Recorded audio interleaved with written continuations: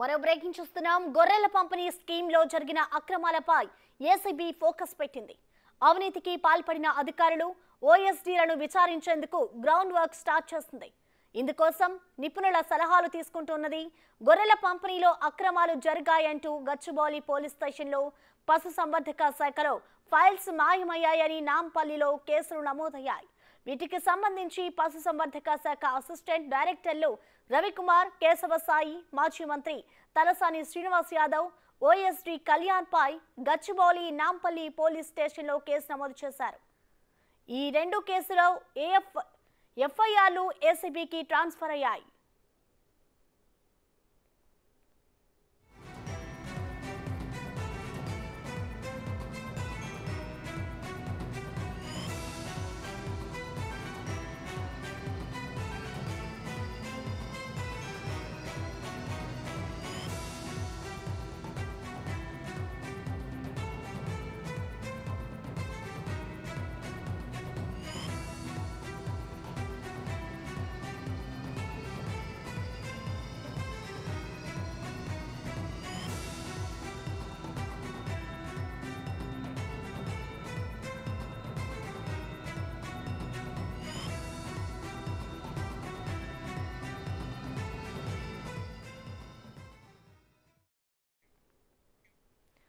దీనికి సంబంధించిన మరింత సమాచారాన్ని మా ప్రతినిధి సురేష్ లైథర్ అందిస్తారు.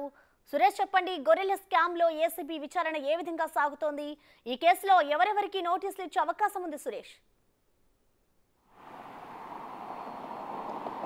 గచ్చిబౌలిలో నమోదైన ఎఫ్ఐఆర్ని ఏసీబీకి బదిలీ చేయడం జరిగింది. ప్రభుత్వం చాలా సీరియస్గా యాక్షన్ తీసుకోవాలని చెప్పేసి కూడా అధికారులకు చెప్పింది. ఎందుకంటే దీంట్లో అవినీతి జరిగింది కాబట్టి ఎవరైతే ఏపీకి చెందిన కొంతమంది గొర్రె కాపర్లకు సంబంధించిన రైతుల దగ్గర ఈ స్కీమ్కి సంబంధించి గొర్రెలు కొనుగోలు చేసి వారికి డబ్బులు చెల్లించకుండా కాంట్రాక్టర్లు, అదేవిధంగా పశుసంవర్ధక శాఖ అధికారులు, అసిస్టెంట్ డైరెక్టర్లు ఇద్దరు కూడా వాళ్ళ అకౌంట్లోకి నగదును మళ్లించినట్టుగా గుర్తించడం జరిగింది. దీంతో ఎన్ని రోజులకైనా గడిచినా కూడా డబ్బులు రాకపోవడంతో రైతులు నేరుగా వచ్చి గచ్చిబౌలి పోలీస్ స్టేషన్లో ఫిర్యాదు చేయడం జరిగింది. ఇందులో ప్రభుత్వ అధికారులతో పాటు కాంట్రాక్టర్లు ఉన్నారు కాబట్టి దీన్ని ఏసీబీకి బదలాయించారు కేసుని. ఇప్పుడు ఏసీబీ అధికారులు మొత్తం గొర్రెల స్కీమ్కి సంబంధించి పూర్తి వివరాలు తెప్పించుకొని ఎప్పటి నుంచి ఈ అవినీతి జరిగింది, ఇది ఒక్కటేనా, ఇప్పుడు 18 మంది రైతులు కంప్లైంట్ చేశారు.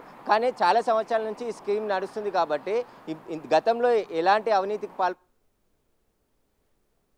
వారు ఉంటే కూడా ఏసీబీని ఆశ్రయించవచ్చు అని చెప్పేసి అధికారులు చెప్తున్నారు. దీనికి సంబంధించిన పూర్తి కేసుకు సంబంధించిన డీటెయిల్స్ అన్నిటిని కూడా ఏసీబీ అధికారులు గ్రౌండ్ లెవెల్లో నుంచి తెప్పించుకొని వాటిని పరిశీలిస్తున్నారు. ముందుగా ఈ పశుసంవర్ధక శాఖలో ఉన్న కేశవసాయి, అదేవిధంగా రవికుమార్ అసిస్టెంట్ డైరెక్టర్గా వీళ్ళు స్వయంగా ఏపీకి వెళ్ళి పల్నాడులో ఉన్న 18 మందికి సంబంధించిన రైతుల దగ్గర నేరుగా గొర్రెలు కొనుగోలు చేసి వారికి డబ్బులు బ్యాంక్ ద్వారా చెల్లిస్తామని చెప్పేసి వచ్చి ఆ డబ్బులు 2,10,00,000 రూపాయల నగదును వీరి సంబంధించిన వారి ఖాతాలోకి మళ్లించుకున్నారు. దీనికి సంబంధించి పోలీసులు దర్యాప్తులో తేలింది ఖచ్చితంగా ఈ డబ్బులన్నీ పక్కదారి పట్టినాయని. దీనిపైన పూర్తి దర్యాప్తు చేయాల్సింది కూడా ప్రభుత్వం ఆదేశాలు ఇచ్చింది. దాంట్లో అనుగుణంగానే ఏసీబీ అధికారులు ఈ కేసు పైన దృష్టి పెట్టారు. మొత్తం పశుసంవర్ధక శాఖకు సంబంధించి గొర్రెల స్కీమ్లో ఎంతమంది అవినీతికి పాల్పడ్డారనేది కూడా ఇప్పుడు విచారణ చేపట్టనున్నారు. గతంలో ఫైల్స్ కూడా పశుసంవర్ధక శాఖకు సంబంధించిన ఫైల్స్ కూడా ఓఎస్డీ మాయం చేస్తుండగా రెడ్ హ్యాండెడ్గా పోలీసులు పట్టుకోవడం జరిగింది. నాంపల్లిలో ఆ కేసు కూడా నమోదైంది. మొత్తం ఎంత స్కామ్ జరిగింది, దాదాపు 6,000 కోట్ల రూపాయలు ప్రభుత్వం ఖర్చు పెట్టిందని చెప్తున్నారు. ఒక యూనిట్కి 20 గొర్రెలు, ఒక గొర్రె పొడేలు ఇచ్చే విధంగా తెలంగాణలో లబ్ధిదారులకి ఎంపిక చేసి వారికి నేరుగా వారి నుంచి 43,000 రూపాయల డీడీ కట్టించుకున్న తర్వాత ప్రభుత్వం 1,20,000 రూపాయలు చెల్లిస్తుంది. మొత్తం 1,60,000 రూపాయలు ఒక యూనిట్గా నిర్ణయించడం జరిగింది. మొత్తం ఎన్ని యూనిట్లు ఇట్లా అక్రమాలకు పాల్పడ్డారు, సరైన గొర్రెలు కూడా ఇవ్వలేదని చెప్పేసి తెలంగాణలో లబ్ధిదారులు కూడా తీవ్ర ఆగ్రహం వ్యక్తం చేశారు.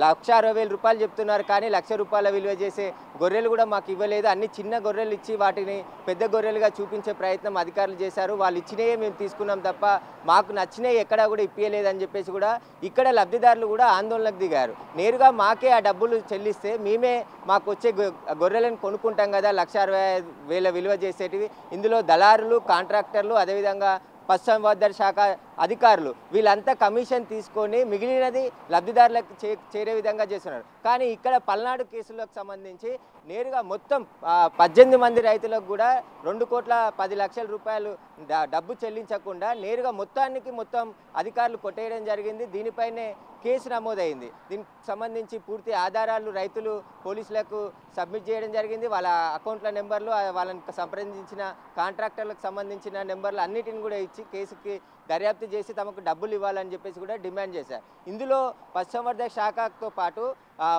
అప్పుడు మంత్రిగా ఉన్న తలసాని శ్రీనివాస్ యాదవ్ ఓఎస్డి పాత్ర కూడా చాలా కీలకంగా ఉన్నట్టు పోలీసులు గుర్తించడం జరిగింది. అతని పాత్ర పైన కూడా ఇప్పుడు ఏసీబీ అధికారులు విచారణ జరపనున్నారు. ఎందుకంటే పశుసంవర్ధక శాఖకు సంబంధించిన అధికారులు ఓఎస్డి ప్రమేయం లేకుండా ఈ స్కామ్కి, ఇంత పెద్ద స్కామ్కి పాల్పడే అవకాశం లేదు కాబట్టి పూర్తి వివరాలన్నిటిని కూడా ఏసీబీ ఇప్పుడు పరిశీలిస్తుంది.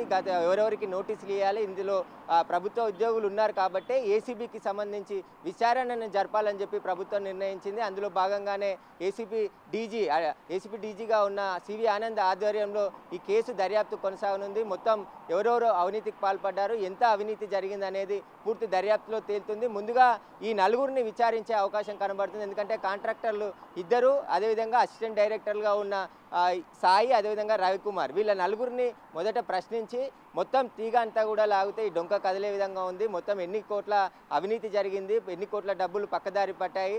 నేరుగా గత ప్రభుత్వం మునుగోడు ఎలక్షన్ సమయంలో నేరుగా లబ్ధిదారులకే డబ్బులు ఇస్తామని చెప్పి ఈ స్కీమ్లో డబ్బులు కూడా వేశారు. వేసిన తర్వాత మళ్ళీ దాన్ని ఫ్రీజ్ చేసి వెనకకు తీసుకున్నారు. అంటే దళారులకే గత ప్రభుత్వం సపోర్ట్ చేసింది, నేరుగా లబ్ధిదారులకి డబ్బులు ఇవ్వకుండా ఈ స్కీమ్కి అవినీతి పాల్పడే విధంగా తోడ్పాటు అయ్యిందని చెప్పేసి కూడా లబ్ధిదారులు ఆరోపిస్తున్నారు. ఇప్పటికీ చాలామంది డీడీలు కట్టి గొర్రెలు రాక ఇంకా ఎదురు చూస్తున్నామని చెప్పేసి కూడా లబ్ధిదారులు చెప్తున్నారు. దీనిపైన పూర్తి విచారణ జరిపి మాకు వీలైనంత త్వరగా ఈ 2,10,00,000 మాకు ఇప్పించాల్సిందిగా కూడా పల్నాడుకు చెందిన రైతులు ప్రభుత్వాన్ని విజ్ఞప్తి చేశారు. పోలీస్ స్టేషన్లో కూడా ఫిర్యాదు చేశారు. కాబట్టి ఏసీబీ ఇప్పుడు ముమ్మరంగా దర్యాప్తు చేస్తుంది. మొత్తం ఈ కేసుకు సంబంధించిన ఆధారాలు సేకరించి అరెస్టులు కూడా ఉండబోతున్నట్టు తెలుస్తుంది. Right, thank you Suresh.